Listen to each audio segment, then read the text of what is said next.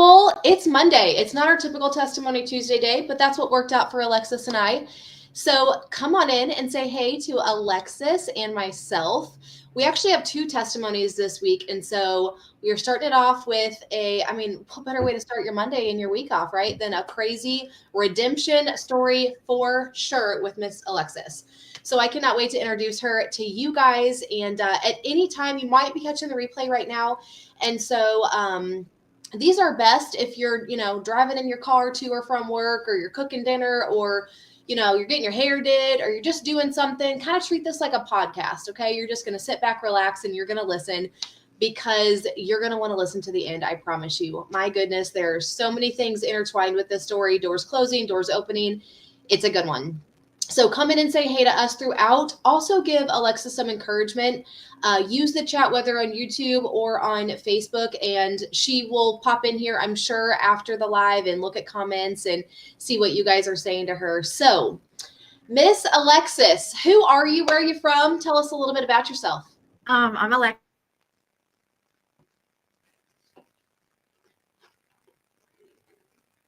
Uh-oh, we might be cutting out a little bit. Can you see me, hear me? I think you're frozen. Hello, hello.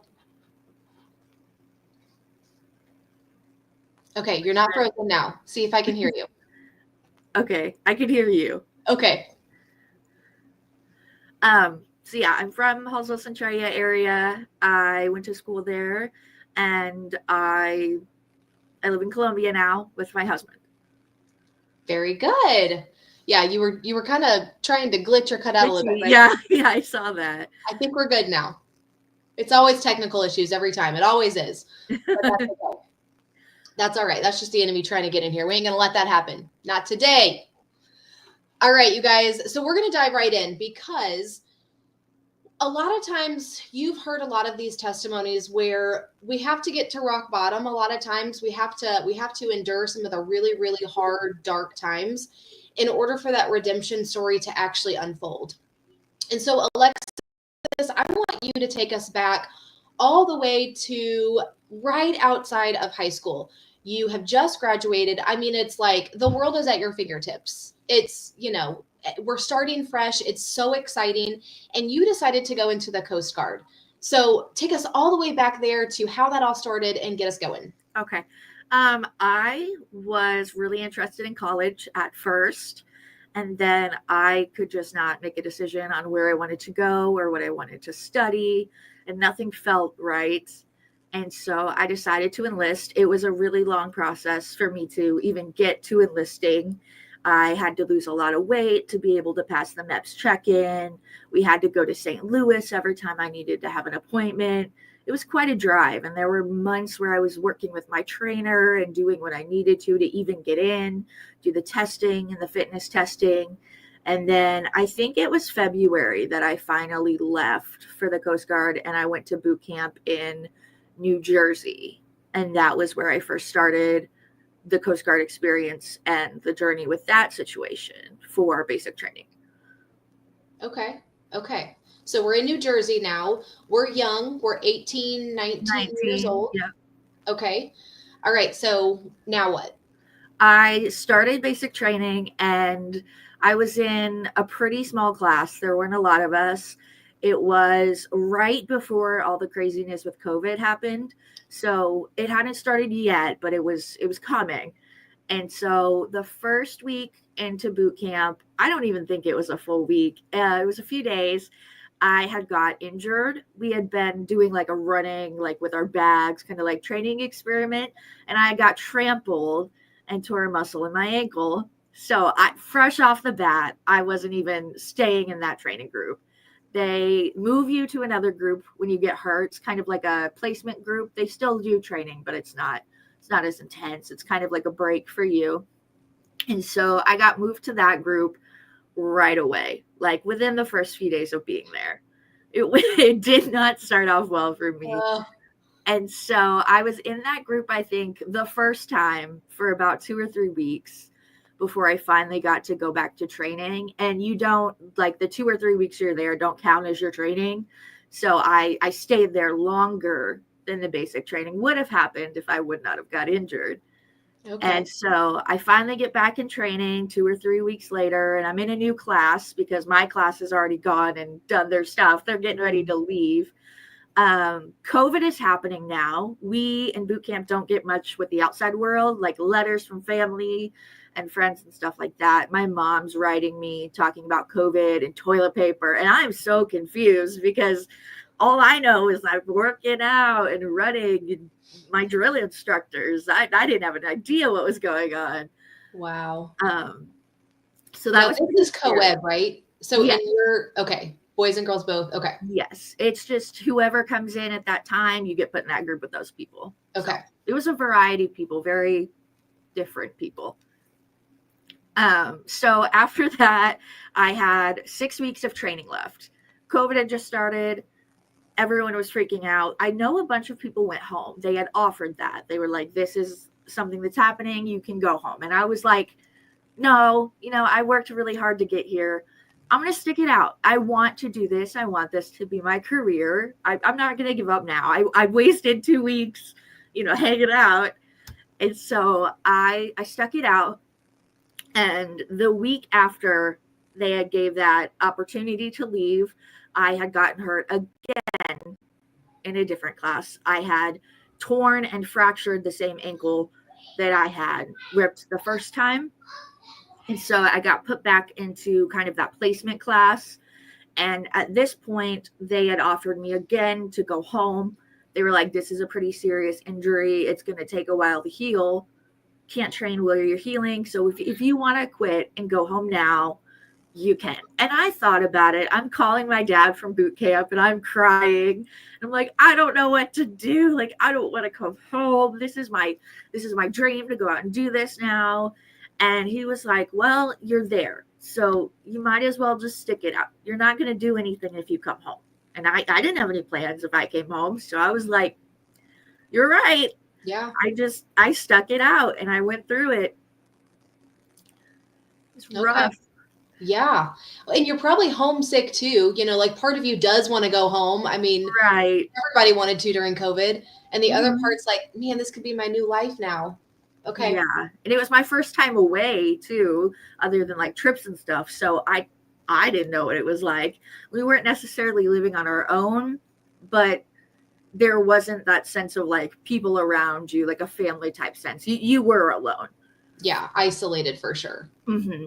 So after another 3 or 4 weeks happens, I finally get released out of this injury group again for the second time. And I have 2 weeks left before I graduate. I went through the rest of the training perfectly fine. We did all our graduation prep, and they had told us that no family or friends could come to graduation because of COVID. Mm-hmm. So we had a virtual graduation. It was kind of sad. It was really disappointing for me. I was expecting my family to come to show up, and it was supposed to be like that reward at the end because you went through this 8 weeks of all of this intensive training. Yeah. And then we didn't get to see anybody before we shipped off to our next place, wherever we got sent. Yeah. So for me, that little break, I was really looking forward to that. That was like my silver lining, and then it was gone. And then I got shipped off to Rochester, New York. That was a small boat Coast Guard station. And it was mainly doing just like the river and the lakes around that station. Nothing crazy, no ocean work or anything like that. But lots of people in that area did boating. And so there was enough of a need for Coast Guard rescue missions to happen there. So that's where I was sent. First, I was in New York for a few years. New York was really my first experience living alone and being my own person, kind of also with the Coast Guard. But it was really hard because it was also still COVID. And so I could go to work and I could go to my apartment, but there wasn't much other than that available to me. Mm-hmm. So it felt really isolated at that time. I made a lot of good friends at work at the station. I had a supervisor that became like a mom to me. She taught me, how to do baking bread and like cool clothing places and what to do in New York and where everything was. And it was really awesome to have that connection. And then I had another supervisor who was my direct supervisor who kind of helped me get past the almost, I think, disappointment of how my basic training had went, because I was like, I didn't start off great. This whole experience is just going to be awful. I felt like I was already in kind of a slump with the job. So I wasn't motivated or excited to keep it going at that time. And he really helped me get through that, especially with all of the new training that I had to do. Because at this point, you're still not really in the Coast Guard. You're a non-rate. So you don't have a job. You're just like there to help and learn all the things. And so I was kind of just in the limbo in that phase. And I stayed in New York for about a year, maybe two. And then I decided that I wanted to go to Operations Specialist A School. Operations Specialist is basically marine dispatching is the best way to describe it. You take all the radio calls, do all the things. So I had turned, I believe I just had a birthday. I think it was 20, maybe 21 when I had left. I flew out on my birthday and I fly from New York all the way to California. I just, the whole way, just doing it, going off to my little A school. So it's just like more training. It's not as strict as boot camp, but it's the same, the classes, the groups, things like this. At this point, I felt a little better about the Coast Guard. I'd had that supervisor back in Rochester, and the night before I left, we sit down and we had a huge talk about like the Coast Guard and what it could bring out of life and how much it could help us succeed and do what we wanted to do. And that kind of motivated me to really work hard in A school and push through the things that were happening in a sense, because I was still really isolated. I felt really alone. I was losing all my friends moving to California because you can't take anyone with you. Yeah. And I don't enjoy change. So it was a really, really hard transfer for me. Now, you said co-ed. How many, I assume there's more guys than there are women? There were 4 of us in my class of 50. Okay. We shared a room, and then the rest of the dorm is kind of like dorms. We're all the guys that were in our class. I think there were probably a few women in the classes above us, and then there were 3 or 4 in the class below me. We all kind of shared the base at that time. So there were a few, but not many. And all of the instructors were mainly male. Okay. So California is just training. You learn how to do your job and your rate. It's kind of like a college situation. You go to classes to learn what your job is, what you need to do, and then you're on base. There's restaurants, shops, that kind of thing. You can hang out. And I think for me, California, kind of in the beginning, I was really starting to feel like the Coast Guard was where I belonged. Like it was my place. I was going to do this. This was going to be my career. I was going to do so much good. And I was enjoying it. Halfway through this training, I was sexually assaulted by another male that was also in my training class. And so it was really shocking at the time for me, because I didn't think, everyone thinks like that won't happen. But for me, especially being on base and being with other military members, I was like, there's no way, like they wouldn't do that. So that kind of shock was really hard for me. And they don't handle things civilly in the Coast Guard when things like that happen. They have a group called CGIS that investigates those things. And so me and this man were both pulled from our class that we were in and kind of again put in another limbo group, but we were put together with a few other people. And so it almost felt like I was being punished for what had happened. And I think at that point, I really started to just lose faith in the Coast Guard and the career. And I really struggled to know if it was what I wanted. At this point, I was so isolated. I wasn't talking to anyone. I had been in a relationship up until this point, and I was like, I need to end it. I just want to be alone. The distance was a lot. It was hard to navigate it with the training and understanding what had happened to me through that traumatic response. And so I had broken up with my long-term boyfriend that I dated all through high school. I had barely talked to my family. I'd call my dad maybe once a month. I had completely isolated myself. I'd go to class, I'd come home, I'd sleep. Eventually, after the case started to, it kind of worked itself out in kind of a crazy way. They do interviews and you tell them what happened, and then the other person interviews. And so it's a process, it takes a while. I had a CJIS lawyer and we did my interview and my testimony to what happened, and we go on from that. The man that had assaulted me gets kicked out because they found out that he had lied on his applications to get into the Coast Guard. And because they had found that out, they decided that the whole case he wasn't in the Coast Guard. So we didn't need this anymore. He's gone. You'll be fine. So there didn't feel like there was really any justice for me in that situation either.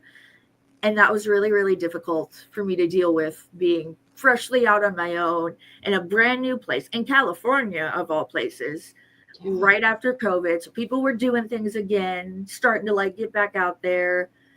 And the whole thing was just awful for me. I think it was really my breaking point.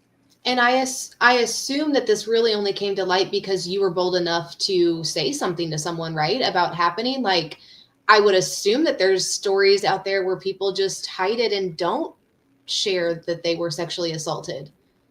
Yeah, the night it happened, I had went back to my dorm and I was like debating it. I really was. I didn't even know if it was worth it at that point. I thought maybe I could just forget it and we could move on. Things would be fine. But he was in my class and I knew I had to see him every day. So I had been going to see the chaplain at the church on base. And I had told him, and he had encouraged me to report it.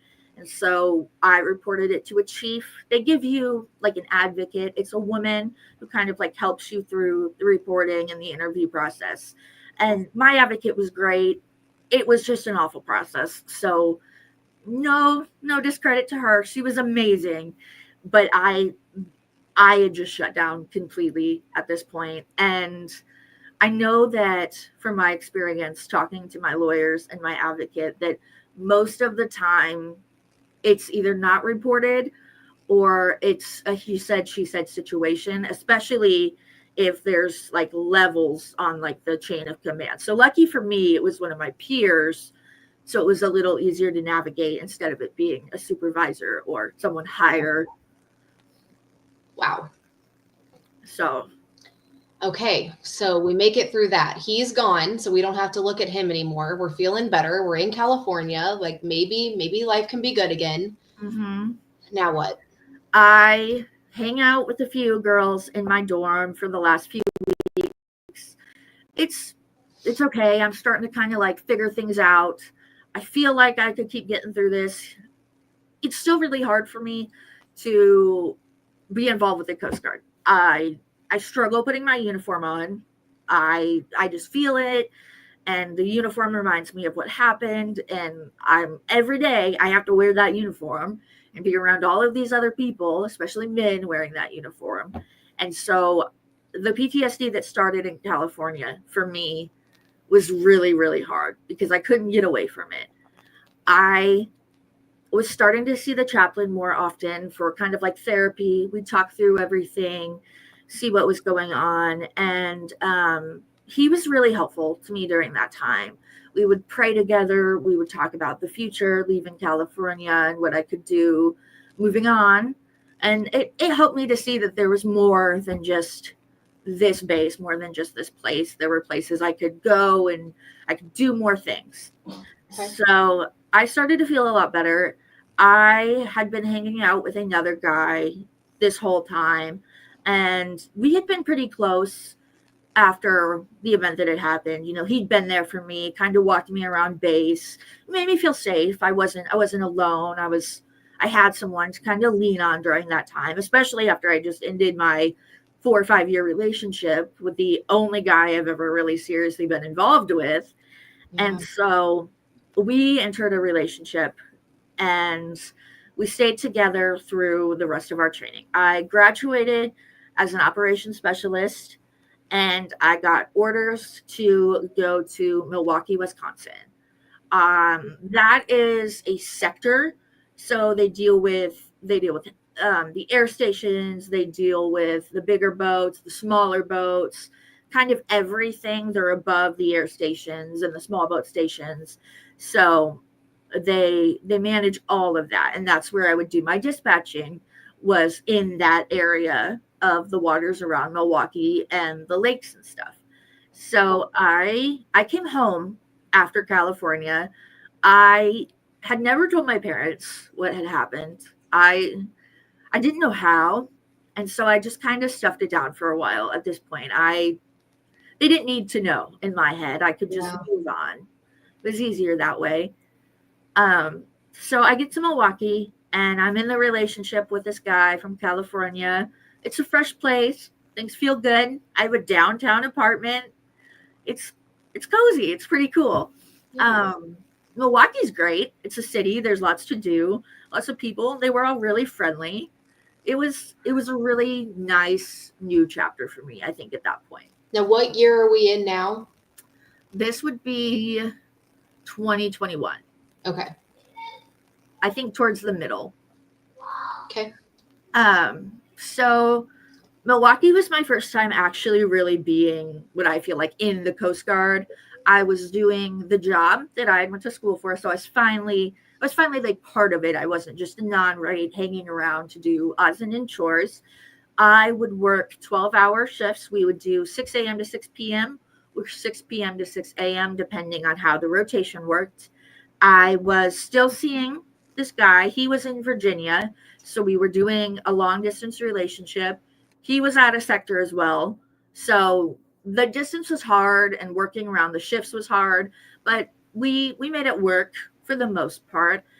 Um he really was all about the Coast Guard. He wanted it to be his full career. He had never had any issues. This was all he wanted. And even still in Milwaukee, I was kind of like, I don't know if I'm going to reenlist. I don't know if I want this to be my career anymore. And so we had that kind of disconnect in our relationship. And I feel like that disconnect started a lot more problems for us. Yeah. We would argue all the time. He would come to see me, and he would get mad, and he would throw things at me, and he would threaten me. And there started to be this chain of emotional, mental, physical abuse going on, almost manipulation in a way. I would say that I was just going to go to work and think about things, and maybe this wasn't working. The distance, the job, I didn't feel like we connected the right way. And then he would show up at my apartment and be like, no, things are fine. Like, I can be here. We can take time off. We can come see each other. And so there was this pressure kind of for me, because he had been such a good friend to me in the past before we'd started a relationship. But things had gotten pretty scary with him, the violence and the aggression that he'd shown. And it took a few months for him to get physical with me. He had choked me a few times, and then hit me just a few times. Um, while he was coming to visit, and then it would just be this virtual relationship. So it would just be phone calls, and most of those phone calls that I remember are yelling or me just crying, and it wasn't healthy. It had gotten so far into the deep end that I was just stuck in it. Yeah. And after what had happened in California and trying to undergo all of these changes that I was already dealing with, I didn't have the sense of self-worth at that time to be like, no, this isn't what I want. Like, I deserve better. And I couldn't say that for myself at that time. I was just starting to fall into this hole.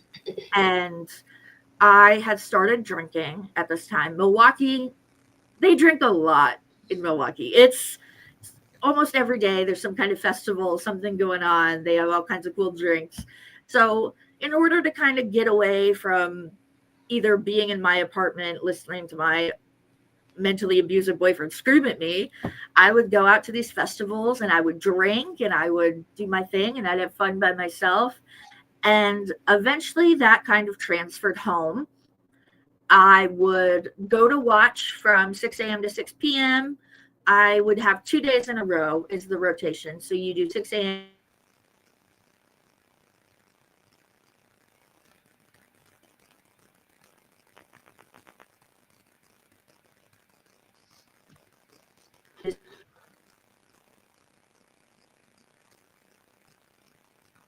Just a second. I think you're frozen again. Yeah, it glitched again. Okay, I can hear you now. Okay. I would come home normally. I would eat on my couch with my cat, and then I would go to bed. Most of the time on the couch. The next day, I would go to work, do my 6 to 6, and then when I was off for that 4 days, the first 3 of them I spent drinking. I would come home from watch, I would drink, and then I would drink up until the day before I had to get ready to go back to watch. And it wasn't even recreational at this point. It was, I would buy alcohol to have it, and I would just sit on my couch and drink and video chat this boyfriend that I had. And I was ordering DoorDash. I wasn't cooking. I wasn't working out. I was rotting on the couch when I wasn't home. I barely got off the couch. I'd get up to get another drink or get my food from the door. And at this point, I was so depressed and I was stuck. I felt like I didn't know where my career was going. Work was fine, but there was all this baggage that I had with the Coast Guard that I felt like I couldn't escape. There was this awful relationship that wasn't healthy and it wasn't taking me anywhere. And then I developed this new habit of drinking and not taking care of myself. And that didn't help at all either. It was just this big pile of things, and it felt like things just kind of kept adding to that pile. Yeah. Now, I would assume the drinking, you would get to a point where maybe the numbness did feel good. Like that was just kind of your escape. It did, and it was nice. It would help me get away in a sense. I wouldn't be at work, and I could tune him out. My boyfriend at that time, I could tune him out when I was drunk. It was just like, oh, okay. I'd put him on the laptop. I'd lay on the couch. I'd listen to him yell in the background, but it didn't affect me emotionally anymore. Yeah. And I could separate work and home really well. So I'd go to work, do what I needed to do, get through it. Because at that time it was still really hard to be actively in the Coast Guard. And then I would come home and I would just zone out, and that was it until I went back to work. Yeah, it was almost like you couldn't control much in your life, but the drinking you could control. Right. And so that's, even though it was the worst thing probably for you, and then it numbed you, and so it was a solution to the problem, but you could control that. And I dived really deep into that. I had gone to work. This was probably 5 or 6 months of this happening now. So quite a long time with all of these bad things. And I don't know if I had fainted or if it was a seizure. The doctors were kind of unclear. I was sitting at my desk and I had fell either by fainting or seizing. I'd hit my head on like a safe that they had built into the desk. And when I woke up, I couldn't feel my legs. They were completely numb. I had the worst headache. They took me to the hospital. The Coast Guard station calls my parents and they're like, hey, she's going to the hospital. She probably has a concussion. She can't feel her legs. And so my parents drive from Centralia, Missouri to Milwaukee, Wisconsin overnight. My dad makes the 8-hour drive. I get out of the hospital. They're in my apartment to kind of help me out. And this is the first time that I'd seen them in quite a while. And they had no idea of what I was doing or what was happening. I mean, they knew I wasn't happy, but they didn't know the extent of how bad everything was. So seeing them kind of really helped me The injury was hard. I ended up having more muscle issues in the leg that I had previously injured. So some of the tendons and veins had, during like all of the trauma, had become disconnected. And so for whatever reason, that was what caused the loss of feeling in my legs and the tingling. And so I was put in a physical therapy group, and I had to have a lot of work done to repair the muscles between my knee and my foot. I had injections because I had like polyps in my leg from the buildup of mucus in the muscles. And I had to do like these stretches and like this radiation to try and get the cyst out, like the laser therapy. And so at this time, they gave me painkillers for my injury. I took them the first few days. Normally it was fine. A week or two goes by. My parents have gone home at this point. I had stopped drinking while they were there. And so I kind of felt like I could get out of it at that point. I was like, I haven't drank the whole time they were here. Like, I'll be fine. And then I went to work, and those feelings of what happened never really left. I was struggling at work. There were so many cases that I could not let go once I went home, and we're not allowed to talk about them much. So I would hear or see this death all around me all day at work, or know about it, and it was anywhere from infants to the elderly and people jumping off bridges, or like mothers throwing their children into the water. And I just had to take that home with me, and I had to sit in it. And so eventually the combination of that and this abusive relationship still just continuing to get worse made me feel like I could just start drinking again and I'd be okay. Yeah. Again, going back to that numbness, right? That's what felt good. Yeah, it was nice. It was nice to not feel any of that and to be okay with the way that things were going in my life, because I didn't really have a way to get out. I didn't have the self-respect to get out of that relationship at the time, and I was in a contract with the Coast Guard, so I couldn't exactly leave that job.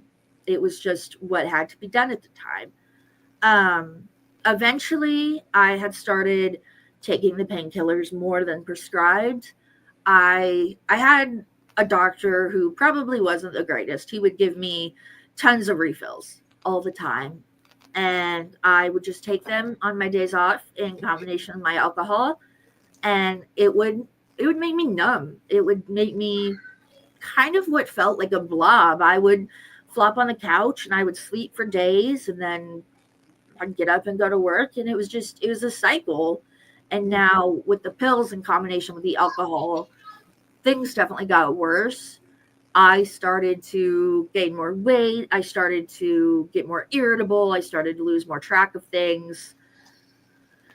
It was really hard to function as a normal human being at that time. And I took it out on everyone that I could. I was yelling back at this boyfriend. I was not keeping good relationships at work. I was like, yeah, cool, I'm here to work. Don't talk to me. Like, that was it. I just wanted to get it done and go home. My parents had came up for a trip to see me again from Centralia, and I had just yelled at them. I was like, something had happened, and I think someone had like flopped on my couch and it broke, but it was like a generic futon from Walmart, and I completely lost it. I was like screaming, and I was like, you broke my couch. I did not have control over myself at this time at all, and it was really hard at that time to feel that way, but it was harder afterwards to accept that that's what had happened to me during that time period. Yeah. It feels like I was a completely different person, and it was really hard to cope with.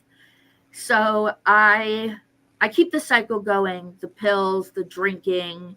I'm still working. I'm taking some college classes at this point, and they were classes that were easy enough that I could, type a paper at 11:30 when it was due at midnight and get away with it. And I was passing the classes good enough to pass.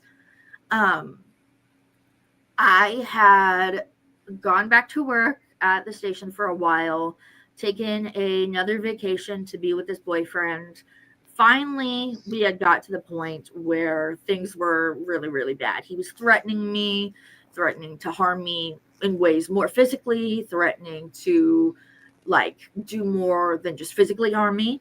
And so it was a really scary time. My ex-boyfriend, the guy that I had dated all through high school, had shown up while I was in Milwaukee and hanging out with this guy.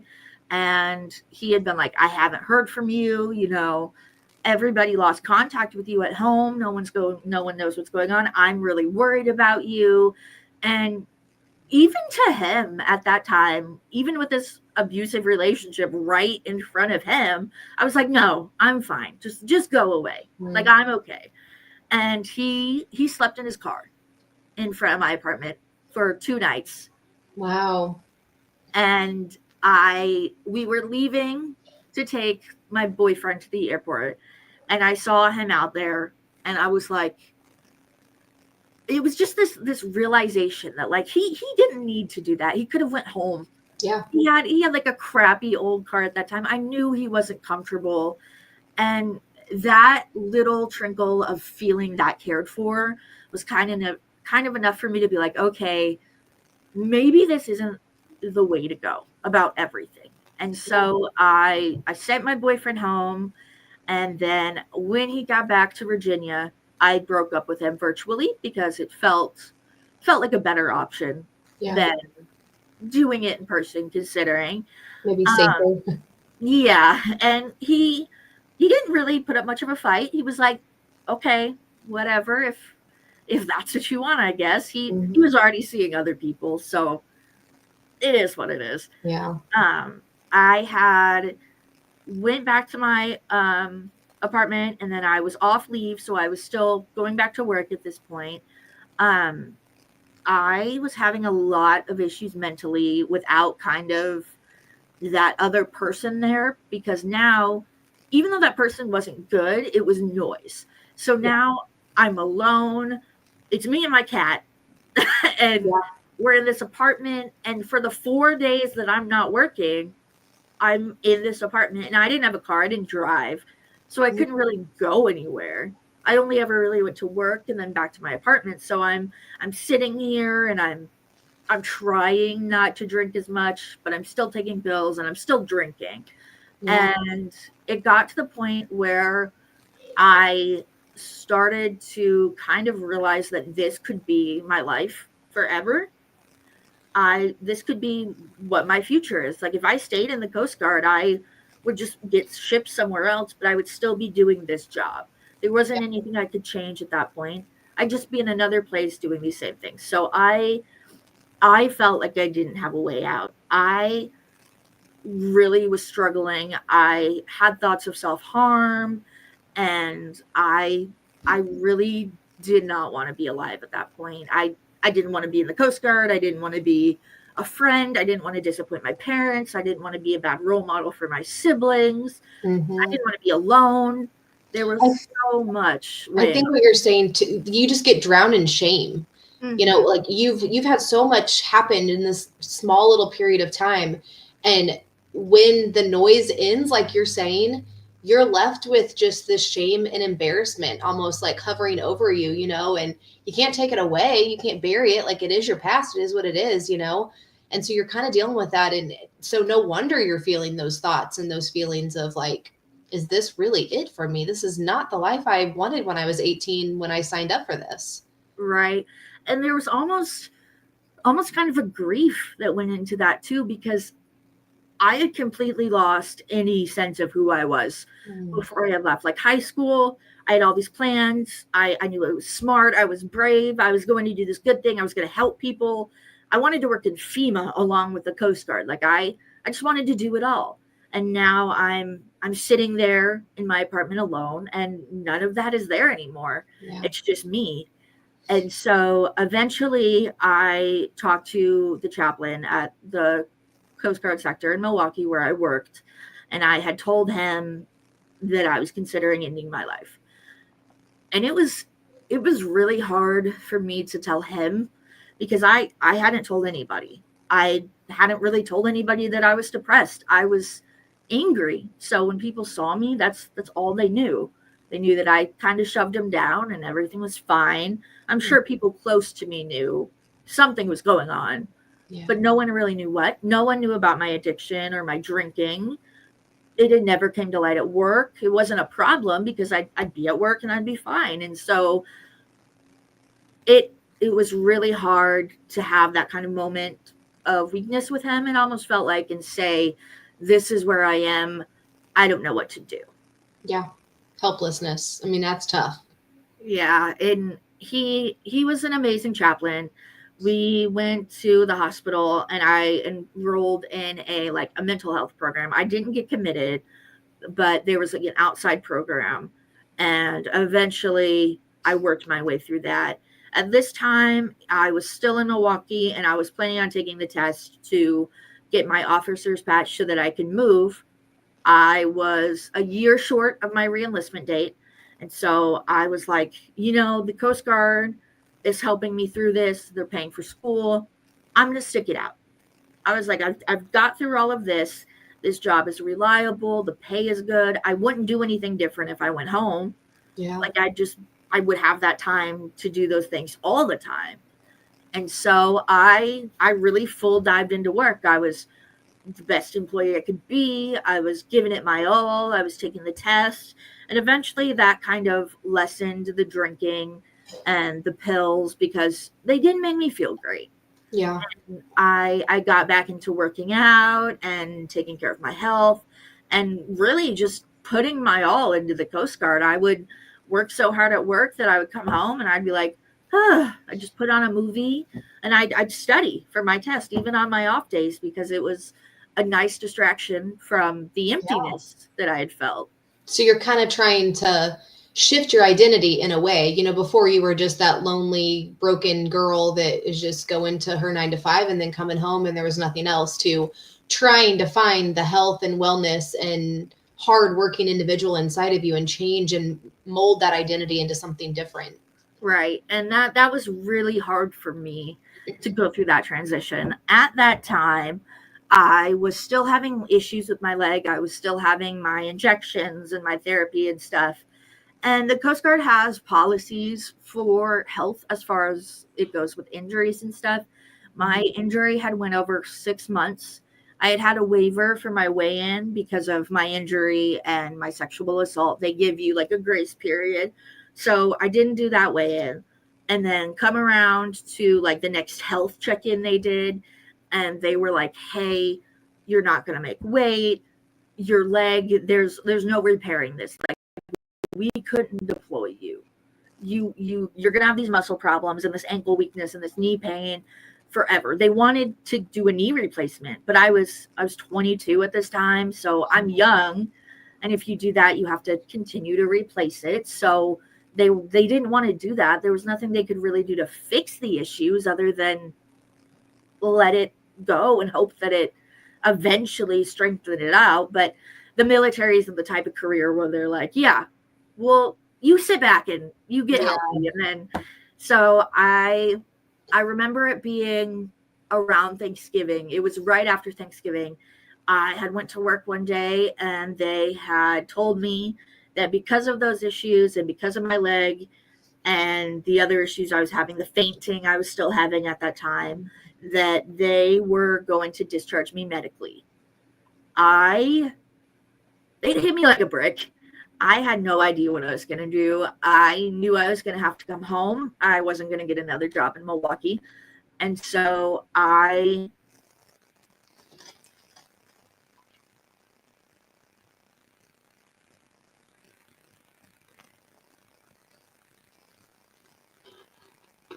It's wanting to freeze you again. Just a second. Come back.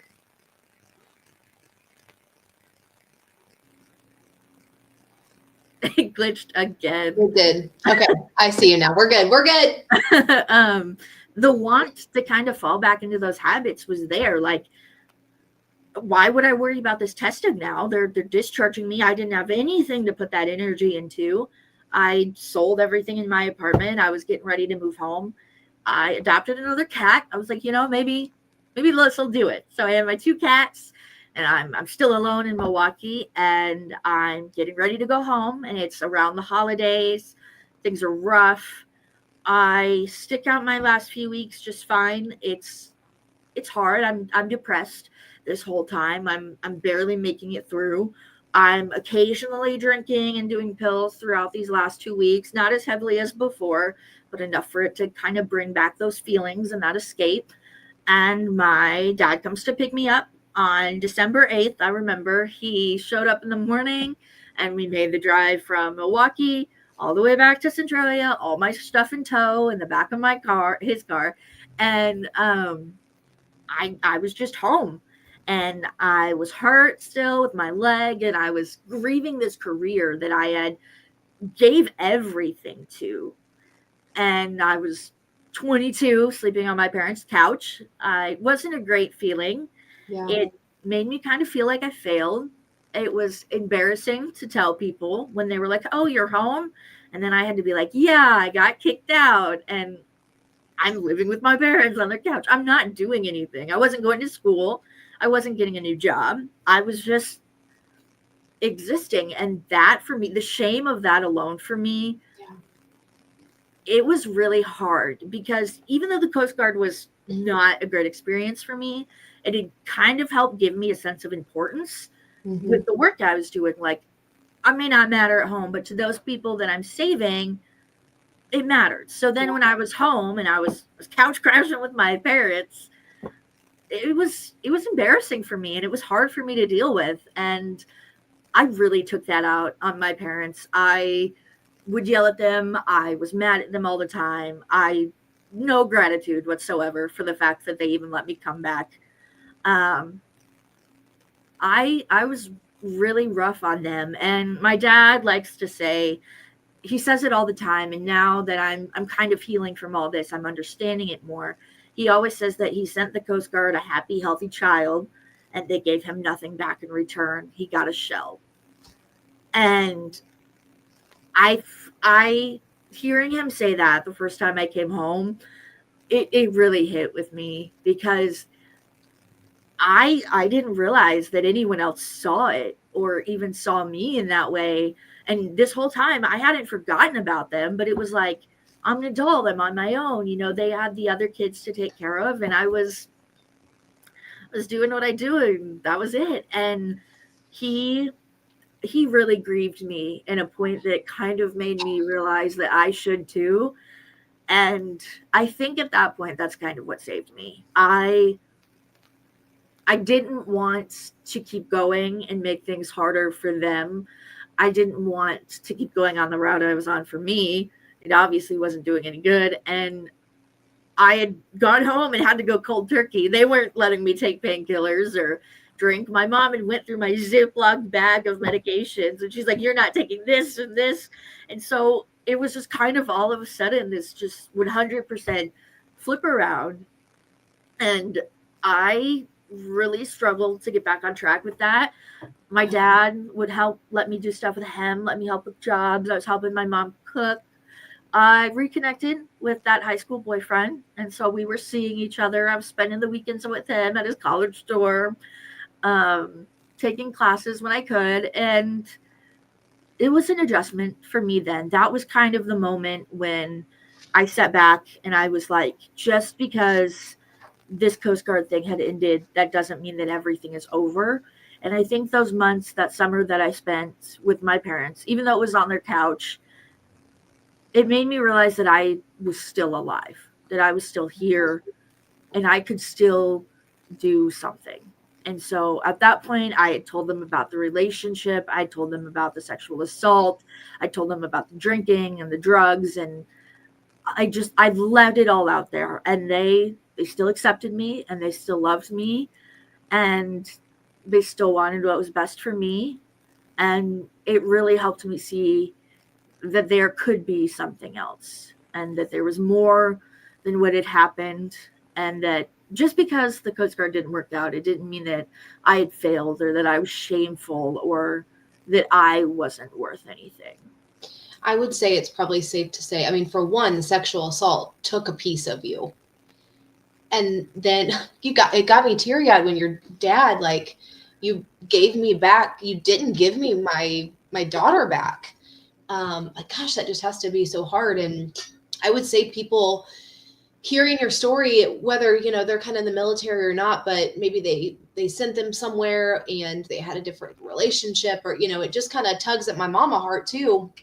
But it did shape you and mold you, whether those doors were kind of hard to walk through and then hard to close. You're Everyone's a better person, a different person based on their past, just like you, even though, I mean, my past doesn't compare to that. But man, it you left a piece of you there. But I just wonder, you know, had you not, you know, where would we be now? That's always the question. You know, had we not experienced those things, who would we be and where would we be now? And there's so many people that are like, well, how could a loving God put Alexis through that? Why would a loving God that created us allow a man to do that to her and allow a career full of literal pain, mess with her physically and mentally, and then send her back home and give her dad a shell of a person, like just hollow with nothing in there? And gosh, if we just realize that it may not have been God at all. Yeah, it was part of the plan, but you know, we can't be defined by the bad things, the crazy things that happen to us, because it does mold and shape us into now you get to take those experiences, and what are you going to do with those? Right now, I'm currently entering and working on a doctorate program to get my PhD in social sciences. I'm doing social work right now to do online therapy. I married that boyfriend, my high school Milwaukee come go sweetheart. We got married in November, and we are living together. We have 4 cats now. We're living a dream, and we're getting out of debt. Life is good. We're looking at houses, and like you said, I sat back for a while, and I had asked why. Why did all of this have to happen to me? It didn't do me any good, obviously, but I know that if I would have stayed in the Coast Guard and I got what I wanted, if I would have got to continue that career the way I wanted, none of this would have happened. I never would have repaired those relationships with my family, with my husband now, with any of my friends here.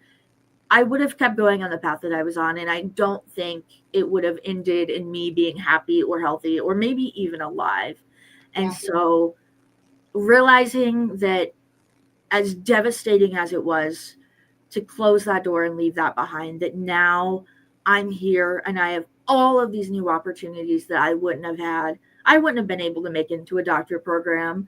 I wouldn't have been able to talk to people and understand the grieving and the parts of themselves. And now in my therapy with my clients, I specialize in depression and sexual assault and drugs and alcohol and kind of that addiction factor. And I can help people heal from that and get through that now and make that difference. And as hard it is for me to accept that those things happen to me, those things happening to me gave me the tools to help other people.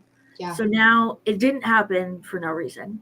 That's It happened so that I could help people who went through those same things. It happened so that I could do good with it. The impact. I mean, just the impact alone, that I'm not going to go to a therapist where I need, you know, deep work with depression if I know that you haven't crossed those bridges before. I mean, it only makes sense that you have crossed those bridges and you have experienced those painful things, that you can give sincere therapy to people that truly need it. And gosh, I mean, that's how God works, even though it doesn't always make sense. But now you get to create that impact and have that impact on people that maybe it looks different. Their trauma looks a little bit different than yours, but man, you're getting to work through it with them. How stinking special is that? And I just wonder, like, would the circle of life ever have happened and you be with your high school sweetheart, you know? I doubt it. I doubt Yeah. I would have went to school. I doubt any of it would have happened. And now that it did happen, things are good. Like I'm clean and I'm sober and we're married and we're happy, and I feel like I'm doing that good that I wanted to do initially again. And it's not through the Coast Guard. It's not jumping out of helicopters or doing crazy water rescue. It's me sitting on my computer having a chat with someone, but it makes an impact. And I came full circle to still do what I wanted. And I'm finding myself now. I've got hobbies. I'm going to book groups and school, and I'm doing things again. And I feel like not only for me, but I have lunch with my dad sometimes, and I know that for him to see me be who I am again, Yeah. that alone, to know that he doesn't have a shell anymore. And I keep that in my head with me every day, that those things, it's hard not to go back to them when things are hard. Like if work is tough or money's tight one month, or I get in a fight with my husband, like those things are there. But I take my faith and I trust that God is putting me on this path. And I take my dad and that quote and the feeling that I would feel going through all of that again, and I use it to not open those doors. I use it to keep going forward and be healthy and be strong, and to stay on this path that I am on now, because it's doing good and it's making me feel good, and I'm finding myself on it. I love that. That's what I was going to ask you, is if the temptations were still there. So it sounds like they are, and you just now have the tools to overcome that, or to find your cats and your husband and your book groups and things that are going to fill your time, fill your mind, fill your energy in other ways. Whereas, sitting on the couch drinking and pain meds and everything else would have fulfilled that in prior years. Man, that's good. That's so good. I love that, Alexis. So now what are we, 2 years sober? Is that what you said? Roughly, yeah. Alcohol and drugs. Okay. And we were serving our country, and it sounds like, Alexis, you just have a serving heart. Like that's your love language. That's my love language. And so we thought serving our country was going to be it. And when we realized that wasn't necessarily it, then we figured out how to serve in a different way. And I think that that's a message for somebody, that if you can almost feel in your heart, feel in your soul, in your knower, that like, this is what my purpose is. And then it's just figuring out what that looks like. For you, it's to serve, it's to connect with people, to impact people. So what does that look like for you? And then you figured out, going back to school, getting my doctorate, being a therapist. Like that's what it looked like for you. And for some people, they can feel their purpose, like they have an idea of how they want to serve or what their purpose is. It's just what that looks like for them, in what career or in what hobby or job or whatever. So that's so amazing that you found that. Oh, Alexis, you have connected and impacted somebody today. I just know it. Thank you guys so much for joining Alexis and I. It's bold, it's brave, it's courageous for people to share testimonies like this, especially when, she had to get deep into some personal things, but it's testimonies like these that hopefully make us all just realize that we're all just humans living on this same world, that we're spinning around together. And it might look different to some people, but we all have battles and trials and tribulations and gut-wrenching things that we have to go through. So Alexis, thank you for being bold and courageous and sharing that with us. We'll see you guys. So hang on here, Alexis. We'll see you guys tomorrow for another testimony. And thanks as always for hanging with us. Take care.